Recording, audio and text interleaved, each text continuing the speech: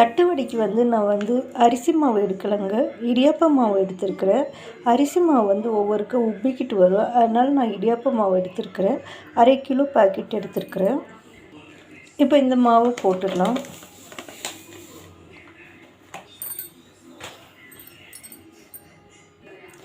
அரை கிலோ மாவுக்கு 1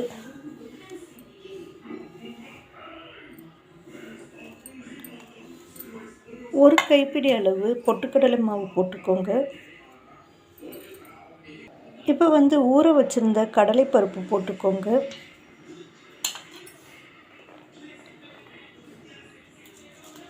கொஞ்சமாக கருவேப்பிலை பிச்சு போட்டுக்கோங்க.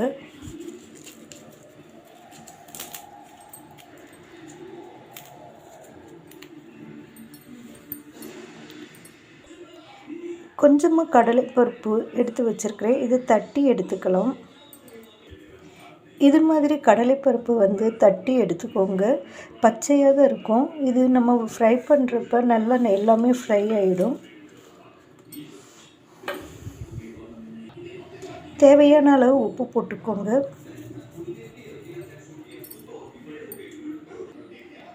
உங்களுக்கு எவ்வளோ காரத்துக்கு தேவையோ அந்த அளவு மிளகாய் பொடி போட்டுக்கோங்க.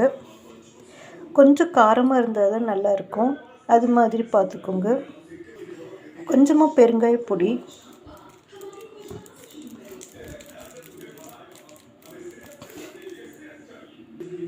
கொஞ்சம் பூண்டு இந்த மாதிரி தோலோடையே தட்டி போடுங்க. தட்டி நல்லா உதுத்து விடுங்க. இப்போ இது நான் டால்டா இதில் உருக்கி வச்சுருக்கேங்க. டால்டாவை சேர்த்துக்கலாம். உங்களுக்கு தேவைன்னா வெண்ணெய் போட்டுக்கலாம், இல்லைன்னா எண்ணெய், சூடான எண்ணெயும் சேர்த்துக்கலாம்.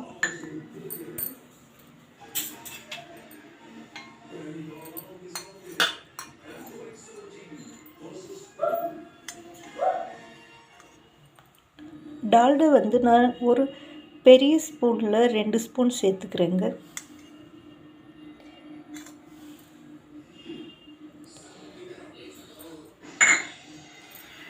இப்போ எல்லாத்தையும் மிக்ஸ் பண்ணி விடலாம்.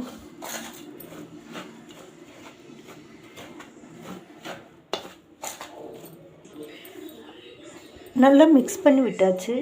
இப்போ தண்ணி ஆட் பண்ணி நம்ம நல்லா பிசைஞ்சுக்கலாம். நல்லா கெட்டியாக பிசைஞ்சுக்கலாம்.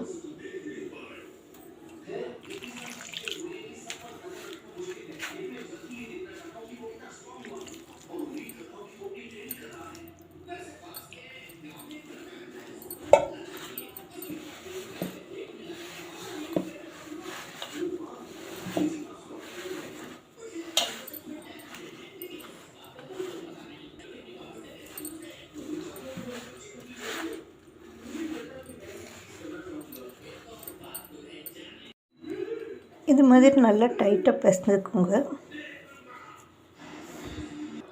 நல்லா பிசைச்சிட்டு இந்த மாதிரி சின்ன சின்ன உருண்டையை பிடிச்சு போட்டுடலாம்.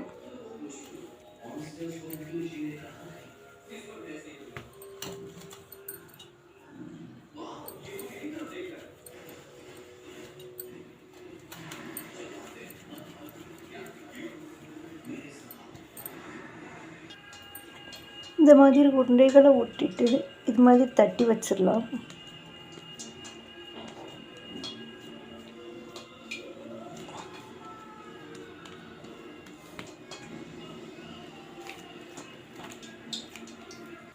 இந்த மாதிரி தட்டி எடுத்துக்கோங்க.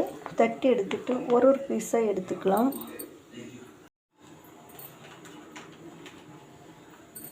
எண்ணெய் காஞ்சிருச்சான்னு செக் பண்ணிவிட்டு ஒன்றொன்னா போட்டுருங்க.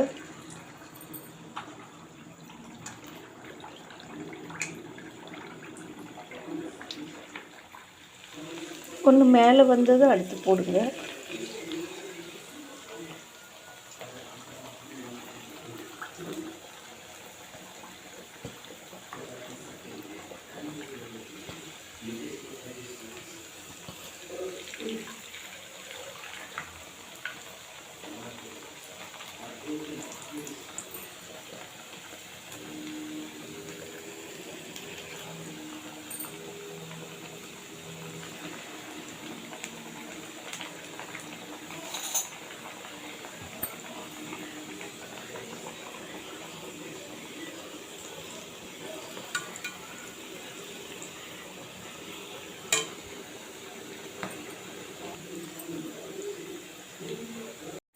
ஒரு பக்கம் வேக விட்டுட்டு அடுத்த பக்கம் திருப்பிக்கோங்க.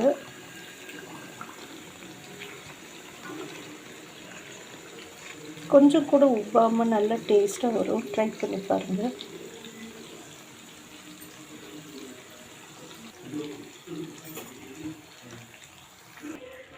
இப்போ நல்லா எண்ணெய் வெந்துருச்சு. இப்போ பாருங்கள், நம்ம போட்ட பருப்பு எல்லாமே நல்லா கிறிஸ்பி ஆயிடுச்சு. இப்போ எடுத்துடலாம்.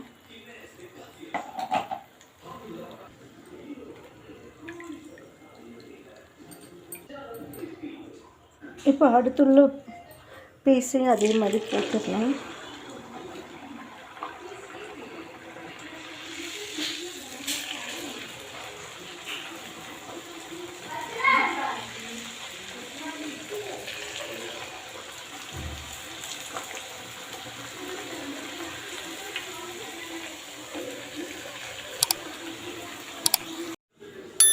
நீங்களும் இதே மாதிரி ட்ரை பண்ணி பாருங்கள். ரொம்ப டேஸ்ட்டாக இருக்கும், நல்ல கிறிஸ்பியாகவும் இருக்கும்.